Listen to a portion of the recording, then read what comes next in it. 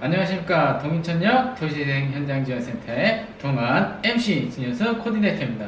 지난 시간 2강 주택가 커뮤니티에 대해서 잘 들으셨죠? 그래서 이번에 또 질의응답 시간을 가져보게 되었는데요.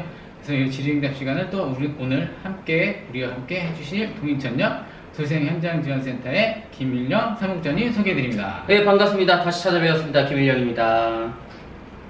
네, 오늘 또 질의응답이 또 들어왔는데요. 오늘 또 역시나 많은 질문들을 해주셨어요. 자, 함께 보시면서 이야기를 또 해볼까요? 네, 자, 역시나 또 질문이 또 긴데요. 자, 한번 질문을 읽고 시작해 보겠습니다.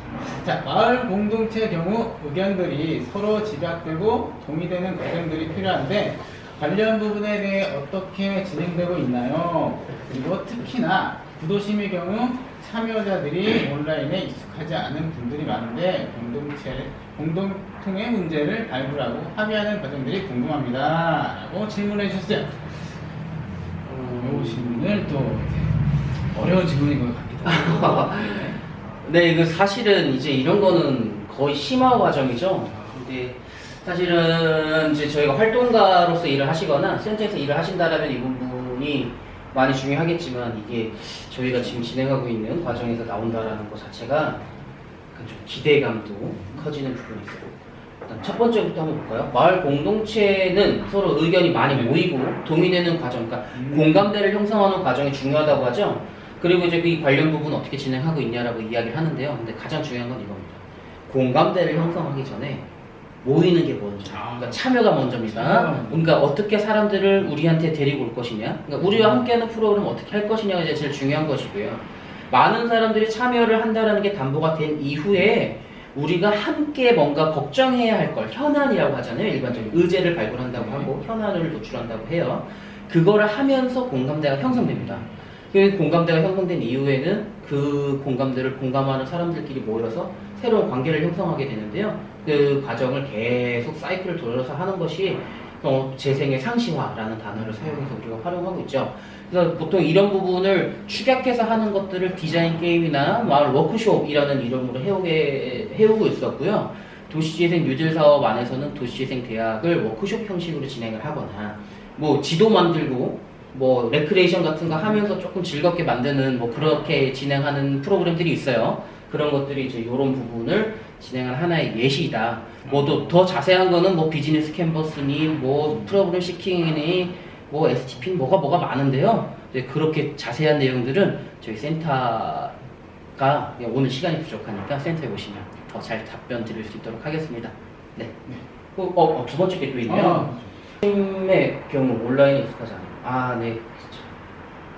그렇죠. 이거는 사실은 원래 저희 같이 일을 하시는 분들은 온라인보다는 오프라인을 선호했죠. 그러니까 사람들을 만나서 이야기를 했지 이렇게 온라인으로 진행하는 게 익숙하진 않아요. 뭐 저희들 보면 아시겠지만 그렇게 익숙하지는 않습니다. 근데 이제 작년에 예기치 않게 생긴 코로나19 덕분에 저희들이 온라인 역량을 작년에 굉장히 좀 키우는데 힘을 기울였고요. 그러면서 이제 지금 원래 우리가 오프라인으로 하던 것들을 온라인으로 옮기면서 이제 일을 진행하려고 하는 거예요. 그러니까 저희가 일단 지금 하고 있는 작업들은 우리 센터가 지금 하고 있는 작업들은 참여를 늘리기 위해서 우리가 무엇을 하는지 공유하는 작업들이고요. 한편으로는 이제 오늘 이제 안내가 나가겠지만은 이제 요 앞에 있는 이런 거 이제 이런 프로그램을 가지고 오프라인에서 사람들을 만나면서 공감대를 형성하고 현안을 같이 알아가는 과정을 또 가지게 될 겁니다. 이렇게 온라인이랑 오프라인을 병행하게 되면은 오프라인에서 하지 못하는 장점을 온라인에서 더 젊은 층에게 어필할 수 있다든가 이런 것들이 이제 가능하고요. 그럼에도 불구하고 고령층 같은 경우에는 오프라인을 왔다 갔다 하면서 이야기를 직접 말씀드리는 투트랙 전략을 같이 병행하고 있네요. 좋은 질문, 좋은 답변. 감사합니다. 다음 질문입니다. 동인천역 주변 환경이 밝고 깨끗하게 언제쯤 개선이 될까요? 라는 질문을 또 해주셨어요. 네, 언제쯤 개선이 될까요? 여기서 주변 환경이 밝고 깨끗하게라는 말의 정의가 중요할 것 같은데, 일단 뉴딜 사업의 이름으로 뭔가 물리적인 환경이 변화하는 것을 예상을 하신다면 저희 타임 플랜상에는 2023년이죠. 네, 지금 그렇게 그때 정도면 이제 뭔가 윤곽이 보일 것이다라고 이제 예상을 할 수가 있어요. 근데 왜 그렇게 말씀을 드리냐면 올해가 2021년이고요. 올해 이제 집수리 지원 사업을 시작으로 해서 주민공모 사업도 이제 활성화될 것이고 이제 상권 활성화나 뭐 기타 다른 사업들의 구체적인 내용들을 정해 나갑니다. 근데 2022년, 3년 요때부터 시작해가지고 물리적인 환경들이 이제 구축이 되게 되는데 그 과정이 이제 여러분 눈앞에 정말 가시적으로 이제 이게 뭐가 됐다라고 이야기할 수 있는 시점은 한 2022년 말에서 2023년 정도가 되지 않을까 싶고요. 그 중에 가장 먼저 진행될 것은 아마 주차장 관련 사업으로 이제 예상이 되고 있습니다. 동네 이제 주차장이 만들어지면서 그 주변의 환경들이 조금씩 좋아지는 그런 모습을 보게 되실 것 같아요. 또 자세한 거는 이제 활성화 계획서 내용을 조금 참고하시면 좋을 것 같습니다. 네, 감사합니다. 또 다음 질문 넘어가겠습니다. 도시재생을 하기 위해서 주민들이 참 많이 엇갈리는데 주민들의 이해와 사업의 동반으로 이끌어가는 부분이 있나요? 라는 질문입니다. 네, 뭐 어느 사업이나 찬성과 반대는 항상 공존하는 것 같고 도시재생 사업의 경우에는 이제 유독 그 찬반의 대립이 좀 격심합니다. 그렇기 때문에 기본적으로는 이 사업에 대한 제대로 된 설명, 공유가 이제 되게 중요하고요. 그러니까 이제 흔히 이런 오해들이 있어요. 도시재생 사업은 재개발을 하지 말라는 사업이다. 근데 사실 그게 꼭 그렇게 생각은 안 하거든요. 그러니까 재생 사업이라는 거는 활성화를 하기 위한 모든 일련의 활동들을 의미하기 때문에 만약에 일종의 새로운 건물이 올라가서 주변을 활성화시킬 수 있다라면 그거 충분히 장려해야 되는 사업이거든요. 그런 거에 대한 이해가 충분히 공감이 된 이후에 본격적인 사업을 펼쳐지는 게 좀 바람직하죠. 이제 그렇게 진행하는 것이 바람직하기 때문에 기본적으로 어떤 사업을 펼쳐줄 때 그 사업과 관계가 있는 사람들한테 이해를 구하는 과정이 필수적으로 수반이 됩니다. 그게 어느 정도로 이해를 구할 것이냐, 얼마나 설명을 할 것이냐, 뭐 이런 것들은 사업을 이끌어 나가는 주체의 의지와 역량에 달려있는 문제겠지만 그렇고요. 그러니까 사업을 동반으로 이끌어 나가는 부분이 있다라고 하면 아마 이런 부분이 될 건데요. 주민공모 사업 같은 경우에는 주민의 참여가 필수적인 사업들, 그리고 그 주민들이 정말 필요한 사업을 본인이 제안해서 본인이 끝까지 이끌어 나가야 되는 이런 것들은 이제 동반자로서의 사업을 이끌어 나가게 되는 것이고요. 어떤 사업 같은 경우에는 주민 협의체가 만들어서 지역의 대표성을 가진 주민들이 사업에 대한 의견을 내면서 사업을 이끌어 나가는 이런 방식들, 다양한 방식들이 혼용되고 있습니다. 이런 과정은 저희 센터가 앞으로 이 유튜브 채널을 통해서 하나하나의 사업이 만들어질 때마다 그 과정을 해설하고 어떤 식으로 참여하면 되는지를 알려드리는 그런 기회를 꼭 갖도록 하겠습니다. 네, 좋은 답변 감사합니다.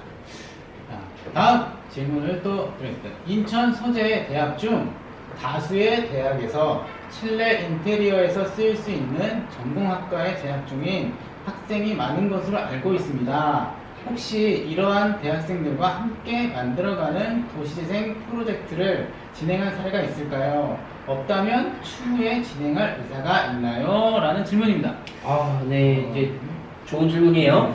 이제 몇 가지 사례를 말씀을 드리면 또 하나로 딱 떨어지는 건 아닙니다.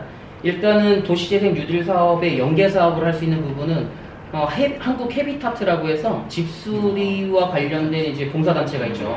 그 봉사단체에 대학생들이 많이 참여를 하고 있고, 그 말씀하신 이런 실내 인테리어나 건축이나 도시 쪽 친구들이 많이 일을 합니다.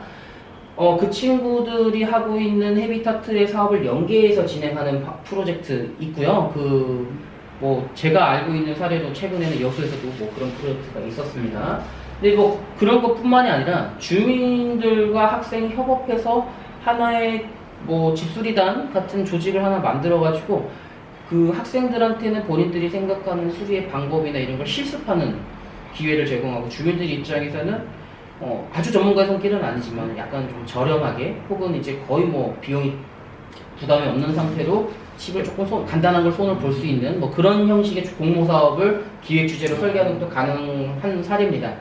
충분히 가능하고요.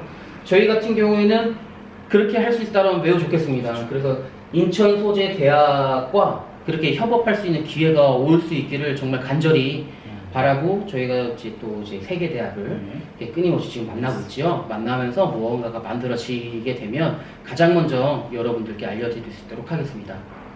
네, 알겠습니다. 자, 다음 질문입니다. 우리나라와 영국의 커뮤니티 특징이 다른 이유는 무엇인가요? 또 가족 공동체 위주의 나라에서 하나의 공동체를 만들려면 어떻게 해야 하나요? 그리고 어떠한 마을을 만들고 싶은지 궁금합니다. 라고 해주셨습니다. 네, 이거는 굉장히 이론적인 얘기를 할 수밖에 없을 것 같은데, 이 질문을 하신 분을 위해서 간단하게만 짚고 넘어갈게요.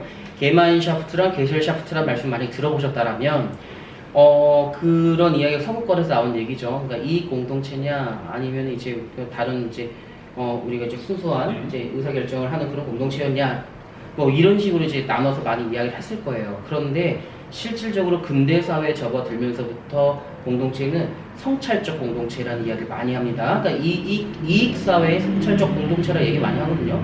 그러니까 어느 순간부터 공동체 중심의 그 의사결정 과정을 가지던 것이 이익사회 중심의 의사결정 과정을 거쳤는데, 현대, 근현대에 들어와서는 이익사회에서 무언가 결정하는 그 내용이 잘못됐음을 성찰을 해가면서 진화해 나간다는 건 이런 이론이에요. 근데 이것 자체는 그 현상이 일어나는 나라마다의 의사결정 과정에 따라 다르게 나타날 수밖에 없어요. 어떻게 성찰하느냐는 그 나라에서 그 나라의 배경, 정치적 배경, 사회적 배경이 의미하는 바가 다 다르잖아요. 그러니까 똑같은 정치 상황도 우리가 해석하는 거랑 저들이 해석하는 게 다른 거죠. 그러니까 성찰의 내용이 다르기 때문에 공동체, 커뮤니티가 당연히 다른 판단을 할 수밖에 없고 서로가 중요시하는 가치가 다릅니다. 아주 극단적인 예로 한국과 일본이 같은 사안에 대해서 다른 포지션을 취하는 것들, 이런 것들을 볼 수 있을 거고요.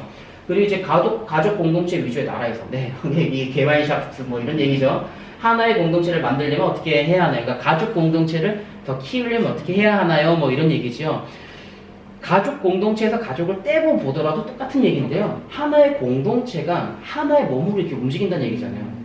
네, 그렇게 움직이려면 공동의 관심사나 공동의 이익이 공유되어야 됩니다. 그러니까 관심사나 이익이 공유되어야 되는 거예요. 예를 들면 종교 공동체는 신앙이라는 거로 하나 이제 매여져 있어서 우리가 그 신앙을 위해서 모이는 공동체가 되고요. 이익사회, 뭐 회사나 뭐 이런 게 되면 우리 회사에서 벌어야 되는 돈을 위해서 우리가 같이 일을 해야 되는 거잖아요. 그런 걸 위해서 모이는 공동체가 되는 것이고, 가족이라는 건 혈연을 위해서 모이죠. 이 이야기는 제가 해석하기에는 혈연으로 만들어진 공동체가 극도의 이익사회적 공동체가 되려면 어떻게 되느냐, 지금 이 얘기로 읽혀요. 그러면 저는 이렇게 생각합니다. 이게 정답은 아닐지 모르겠지만, 공동체가 각자로 원하는 것들을 끌어내는 게 제일 먼저일 것이고, 참여라고 생각하는 거예요.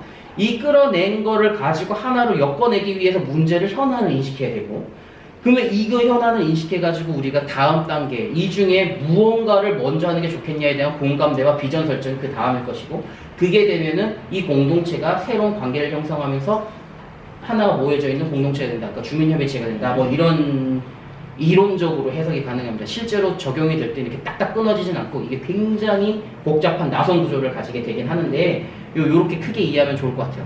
만약 이 내용에 대해서 조금 더 자세하게 저희랑 이야기를 하고 싶으시다면 언제든지 저희 센터에 찾아오시거나 저희 센터에 메일을 주시면 답변을 드릴 수 있도록 하겠습니다. 그리고 저희가 만들고 싶은 마을이 아닌, 마을은 곧 이 지역에서 사는 사람들이 원하는 마을, 이 지역 사람들이 필요로 하는 마을을 가장 파급 효과가 높은 방향으로 저희가 이제 지원해드리는 그런 역할을 맡고 있습니다. 그러니까 저희의 마을보다는 주민의 마을이 되는 그런 그림을 그리고 싶습니다. 그러니까 저희가 무언가를 그림을 그려놓고 이끌어 나간다라기보다는 주민분들께서 그림을 그리시고 이끌어 나가실 수 있게 도와드리는 것이 저희가 원하는 마을의 형태가 아닌가 생각해 봅니다. 네, 잘 들었습니다. 자, 또 다른 질문을 좀 얘기해 보겠습니다. 자율주택 개발 시 자부담 예시가격 설명을 자세히 프린터로 받았으면 하는데요. 가능한지에 대해서도 질문해 주세요. 네, 일단 이거는요, 그 자율주택 정비 사업의 종류도 이제 다양해요. 그러니까 근데 제 생각에는 아마 집수리 얘기인 것 같긴 한데요. 집수리 관련된 경우에는 다음 주 중에 아마 공고문이 나가는 걸로 알고 있습니다. 그 공고문이 이제 나오게 되면 저희가 메일로 공유해 드리겠습니다. 그 집수리는 그렇게 참고하시고요. 그 이후에 나오는 소규모 정비 사업 혹은 이제 가로색 정비 사업 같은 경우에는 허그라고 해서 HUG 허그에서 제공하는 이제 보증부 채권 융자, 이게 한 1.5% 이자로 20년 동안 나눠 갚는다든가 이제 말도 안 되는 이자율 뭐 그런 사업들이 존재하고 있습니다. 그런 것들을 여러분들이랑 같이 이야기할 수 있도록 저희가 차근차근 준비해서 공유할 수 있도록 센터에 비치할 수 있도록 노력하겠습니다. 잘 들었습니다. 자, 다음 질문입니다. 동인천마을 공동체들은 주로 어떠한 공감대로 형성되었는지와 활동 사례가 궁금합니다. 그것도 질문해 주세요. 이거는 사실 제가 대답하는 것보다 우리 진코디님께서 동인천의 터줏대감으로서 말씀을 해주시는 게 더 적절하지 싶은데요. 동인천은 이제 주로 이제 예전에 이제 사람들이 많이 이제 인천에 이제 터를 잡으시면서 여기가 정말 많은 활성화가 되어 있었고 많은 물건과 외래의 물품들이 많이 들어오면서 살고 계셨는데요. 그러한 분들이 하나둘씩 이제 여기에 만나서 공동체가 하나둘씩 형성되면서 그렇게 이제 생활하는 단체가 돼버렸던 거죠. 근데 이제 이게 이제 현대 지금에 와서는 이제 재개발이나 재건축이나 이런 것들을 위해서 점점 더 낙화되다 보니까 좀 더 살기 좋은 마을로 만들기 위해서 각각 단체별로 뭐 개발추진위원회, 뭐 발전협의회 이런 개발추진 그런 공동체들이 하나둘씩 모이면서 점점점 활동해 나가고 각 개별로 이제 이 마을에 대해서 얼마나만큼 이제 활동을 하고 싶은지 이제 각 이제 목표와 결정하는 그 구조가 다른데요. 이제 발전협의 같은 경우는 이 마을에 발전될 수 있는 그런 사항들을 가지고 협의를 하고 개발추진위원회 이 지역에 대해서 개발이 어떻게 되어 있는지 또 아니면 앞으로 어떻게 개발이 될 수 있는지 이런 또 다른 도시재생을 통해서라든지 아니면 뭐 재개발을 통해서 할 수 있는지 이런 공동체들이 많이 생겨나면서 많은 활동들을 하고 있습니다. 그래서 활동 사례들은 딱히 지금 제가 오늘 자료를 통해서 더 알아본 다음에 추후에 또 영상으로 또 남겨드리도록 하겠습니다. 네.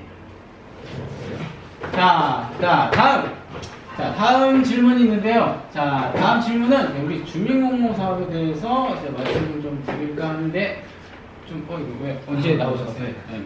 빠르게 또 등장하셨네요. 자, 오늘 주민공모 사업에 대해서 좀 말씀을 드리고 싶으신 부분이 있어가지고 모셨습니다. 자, 주민공모 사업 담당자이신 우리의 센터의 막내 귀염둥이 아주 파릇파릇합니다. 이분들 보세요. 이영규 코디네이터를 소개합니다. 안녕하세요. 저는 주민공모 사업을 담당하고 있는 센터의 막내 코디네이터 이현규 코디네이터라고 합니다. 네, 오늘 질문 주신 주민공모 사업에 대해서 질문 주셔서 제가 이렇게 답을 하러 나왔습니다. 네, 그러면 질문을 제가 좀 드려보겠습니다. 자, 주민공모 사업에 대해 나이 제한이 있을까요? 근데 나이 제한이 있나요? 네, 일단 원칙적으로는 주민공모 사업에는 나이 제한이 없습니다. 다만 이제 저희가 주민공모 사업에 참여하는 팀원 전원이 미성년자, 즉 미성년자로 이루어지는 것이지만 않기를 저희가 좀 바라고 있습니다. 그래서 우리 주민공모 사업은 남녀노소 누구나 참여할 수 있는 그런 공모 사업이라 네, 나이 제한 없는 걸로. 네, 알겠습니다. 너무 부끄러워하지 마세요. 네네. 자, 다음 질문입니다. 다음 질문도 이제 주민공모 사업에 대해서 말씀인데 중앙시장 한복 상가에 한복천을 가지고 예술품 제작과 관광 공예품을 누구나 만들고 배울 수 있는 창작 공간을 만들고 싶습니다. 만약에 만들어지게 되면 한복 거리만큼 특화된 예술 창작 공간일 듯한데요. 가능할까요? 라는 질문을 주셨어요. 네, 이 질문은 정말 지역에 맞는 좋은 아이디어라 정말 일단 먼저 감사하다고 말씀드리고 싶고 일단 가능합니다. 근데 이제 저희가 몇 가지 고려해야 될 요소들이 있는데요. 일단 공간에 대한 유무, 그러니까 공간을 이런 창작 공간을 조성하시고 싶으시다고 했는데 그 공간에 대한 활용할 공간이 있으신지 또 그다음에 없으시다면 임대가 필요한지 그런 공간 유무가 먼저 중요하고요. 또한 이런 공간 저희가 주민공모 사업은 국가에서 나오는 보조금을 통한 사업이기 때문에 공익성이라든지 사회에 기여하는 그런 파급성들에 대한 파급성에 대응할 수 있는 지에 대한 그런 요소가 정말 중요합니다. 그래서 그런 자세한 내용들은 저희가 센터에서 다시 한번 연락을 드리도록 하겠습니다. 네, 충분한 답변이. 저희 이제 마지막으로 이제 우리 앞으로 주민공모 사업을 계속 진행할 건데요. 많은 관심과 많은 참여를 부탁드리도록 하겠습니다. 네. 저희 같이 인사를 하고 여기서 마치도록 하겠습니다. 자, 감사합니다. 감사합니다.